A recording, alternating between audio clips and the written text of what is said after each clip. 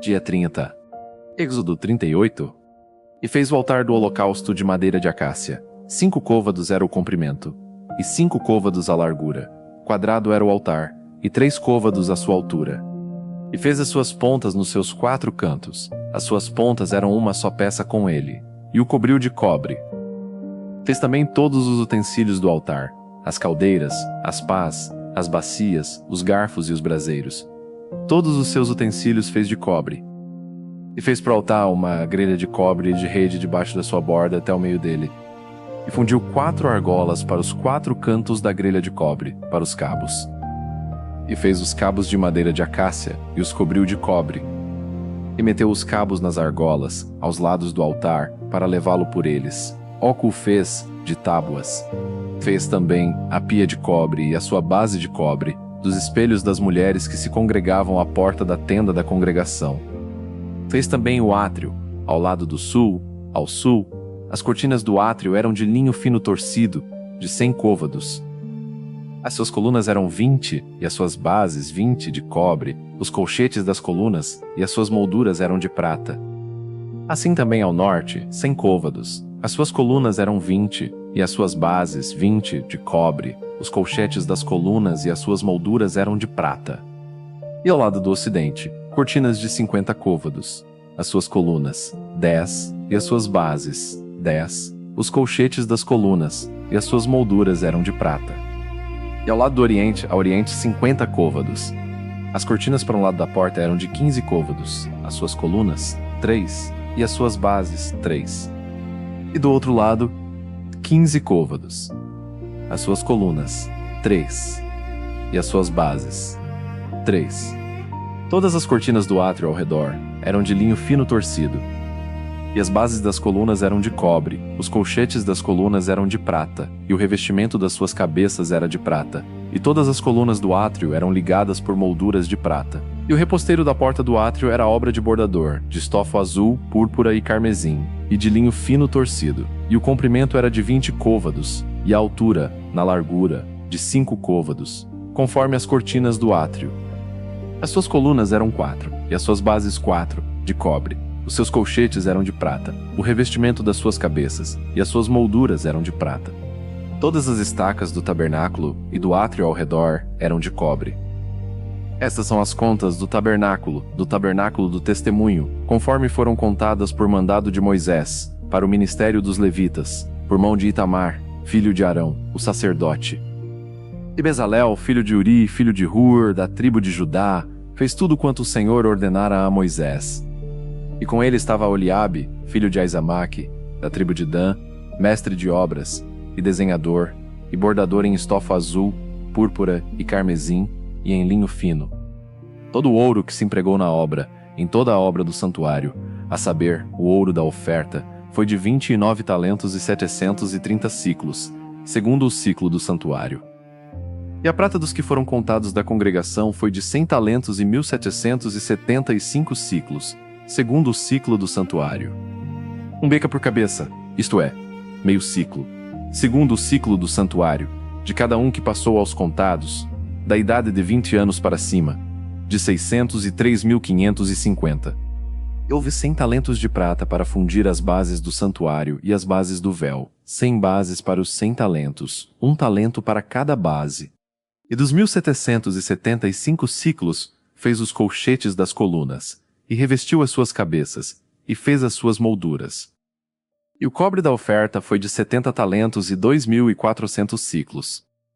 E dele fez as bases da porta da tenda da congregação, e o altar de cobre, e a sua grelha de cobre, e todos os utensílios do altar, e as bases do átrio ao redor, e as bases da porta do átrio, e todas as estacas do tabernáculo, e todas as estacas do átrio ao redor. Esta parte final de Êxodo 38 revela algo extremamente importante. Deus se importa com responsabilidade, transparência e ordem. O texto não fala apenas de medidas e materiais, mas de prestação de contas. Tudo é contado, registrado e apresentado com clareza.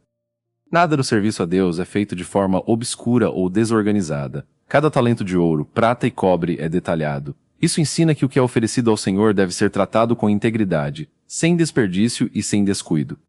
Outro ponto forte é o reconhecimento explícito das pessoas envolvidas na obra. Bezalel e Aholiabe são citados pelo nome, mostrando que Deus valoriza aqueles que trabalham fielmente, mesmo quando não estão em posições de destaque espiritual. O trabalho manual, artístico e administrativo também é santo quando feito para o Senhor.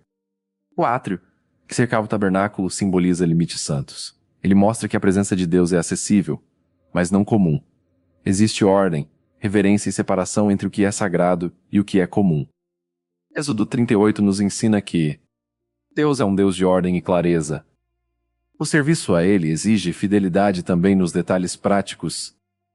Tudo que é oferecido ao Senhor deve ser administrado com responsabilidade.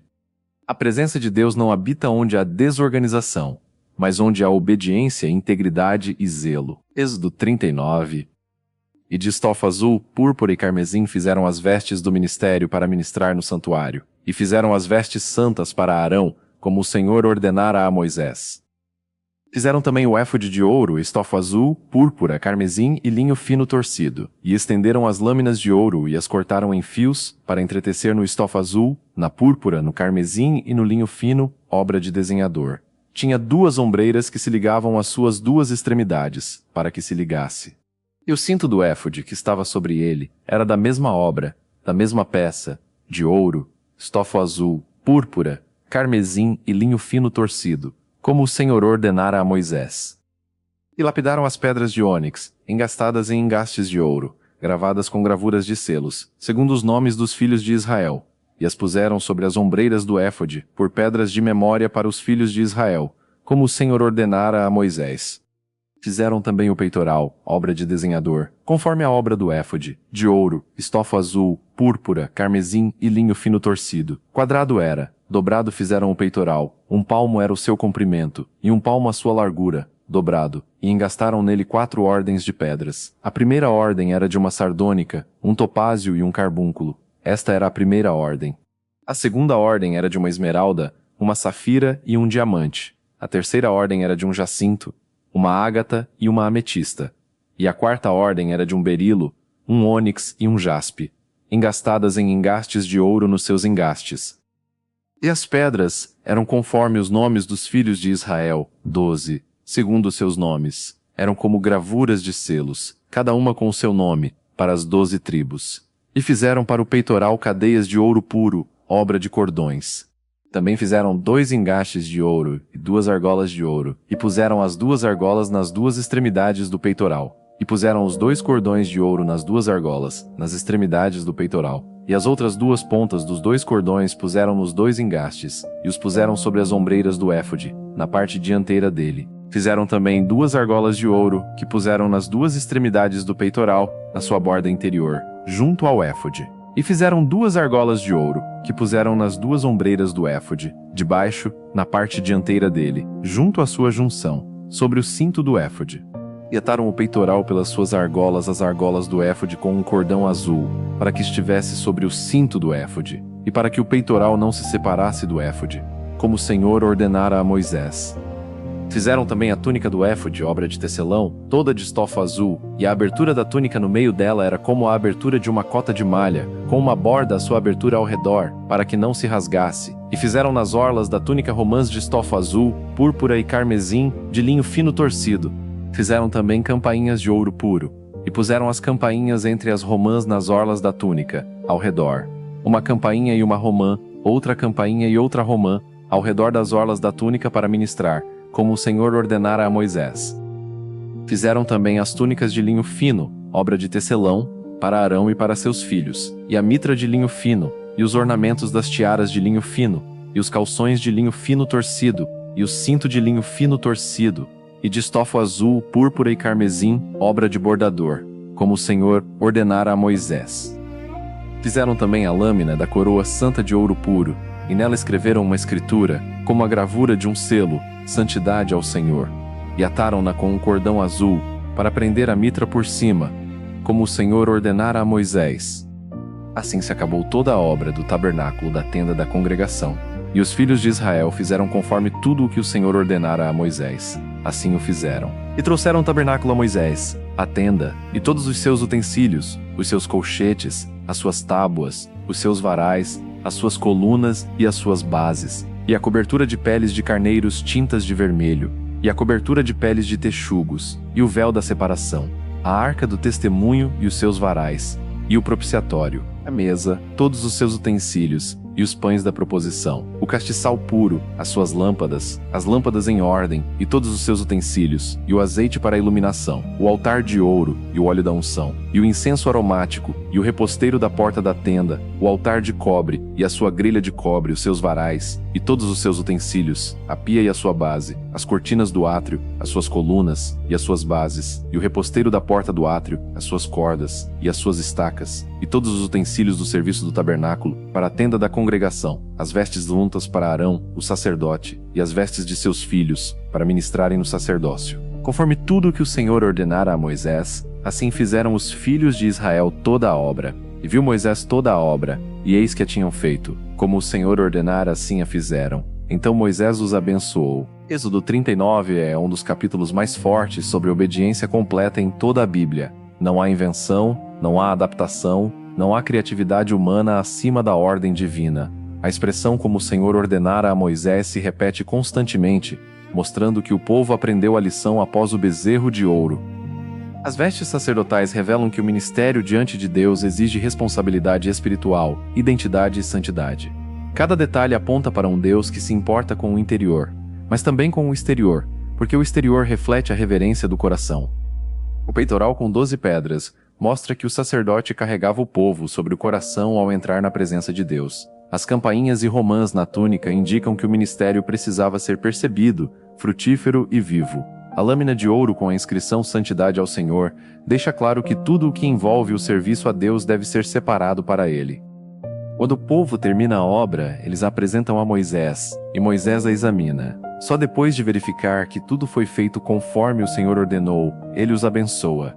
Isso ensina que a bênção vem após a obediência, não antes. Êxodo 39 nos mostra que Deus habita onde há fidelidade, zelo e submissão à sua palavra. Não é quantidade de esforço que impressiona o Senhor, mas obediência exata. Êxodo 40. Então falou o Senhor a Moisés, dizendo: No primeiro mês, no primeiro dia do mês, levantarás o tabernáculo da tenda da congregação. E porás nele a arca do testemunho, e cobrirás a arca com o véu. E introduzirás a mesa, e porás em ordem o que se deve pôr sobre ela. Introduzirás também o castiçal, e acenderás as suas lâmpadas. E porás o altar de ouro para o incenso diante da arca do testemunho, e pendurarás o reposteiro da porta do tabernáculo. Porás também o altar do holocausto diante da porta do tabernáculo da tenda da congregação. E porás a pia entre a tenda da congregação e o altar, e nela porás água. Depois porás o átrio ao redor, e pendurarás o reposteiro da porta do átrio. Então tomarás o azeite da unção, e ungirás o tabernáculo, e tudo o que nele há, e o santificarás, com todos os seus utensílios, e será santo. Ungirás também o altar do holocausto, e todos os seus utensílios, e santificarás o altar, e o altar será santíssimo. Então ungirás a pia e a sua base, e a santificarás. Depois farás chegar Arão e seus filhos à porta da tenda da congregação, e os lavarás com água. E vestirás a Arão as vestes santas, e o ungirás, e o santificarás, para que me administre o sacerdócio.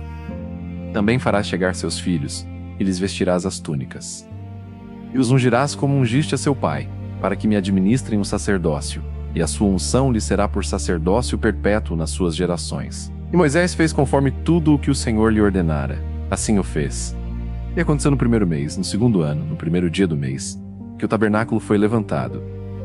Moisés levantou o tabernáculo, e pôs as suas bases, e assentou as suas tábuas, e meteu os seus varais, e levantou as suas colunas. E estendeu a tenda sobre o tabernáculo, e pôs a cobertura da tenda sobre ela por cima, como o Senhor ordenara a Moisés. Tomou o testemunho, e pô-lo na arca, e meteu os varais na arca, e pôs o propiciatório em cima da arca, e introduziu a arca no tabernáculo, e pendurou o véu da separação, e cobriu a arca do testemunho, como o Senhor ordenara a Moisés. Pôs a mesa na tenda da congregação, ao lado do tabernáculo para o norte, fora do véu. E sobre ela pôs em ordem o pão perante o Senhor, como o Senhor ordenara a Moisés. Pôs também o castiçal na tenda da congregação, defronte da mesa, ao lado do tabernáculo para o sul. E acendeu as lâmpadas perante o Senhor, como o Senhor ordenara a Moisés. Pôs o altar de ouro na tenda da congregação diante do véu, e queimou sobre ele incenso aromático, como o Senhor ordenara a Moisés. Pendurou também o reposteiro da porta do tabernáculo. E pôs o altar do holocausto à porta do tabernáculo da tenda da congregação, e ofereceu sobre ele o holocausto e a oferta de manjares, como o Senhor ordenara a Moisés. E pôs a pia entre a tenda da congregação e o altar, e nela pôs água para lavar. E Moisés, e Arão e seus filhos lavaram nela as mãos e os pés. Quando entravam na tenda da congregação, e quando se chegavam ao altar, lavavam-se, como o Senhor ordenara a Moisés. Levantou também o átrio ao redor do tabernáculo e do altar, e pôs o reposteiro da porta do átrio. Assim Moisés acabou a obra. Então a nuvem cobriu a tenda da congregação, e a glória do Senhor encheu o tabernáculo. E Moisés não podia entrar na tenda da congregação, porquanto a nuvem permanecia sobre ela, e a glória do Senhor enchia o tabernáculo. Quando a nuvem se levantava de sobre o tabernáculo, os filhos de Israel caminhavam em todas as suas jornadas. Porém, se a nuvem não se levantava, não caminhavam até ao dia em que ela se levantasse. Porque a nuvem do Senhor estava de dia sobre o tabernáculo, e o fogo estava de noite sobre ele, perante os olhos de toda a casa de Israel, em todas as suas jornadas. Êxodo 40 é o clímax de todo o livro. Tudo o que Deus ordenou desde a libertação do Egito até a construção do tabernáculo chega aqui ao seu propósito final. Deus passa a habitar no meio do seu povo.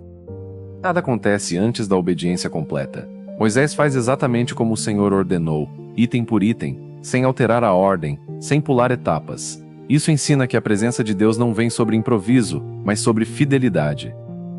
Cada móvel é colocado, cada sacerdote é ungido, cada espaço é santificado. E só depois disso a glória do Senhor desce. A nuvem cobre o tabernáculo e a presença de Deus se torna visível, real e constante.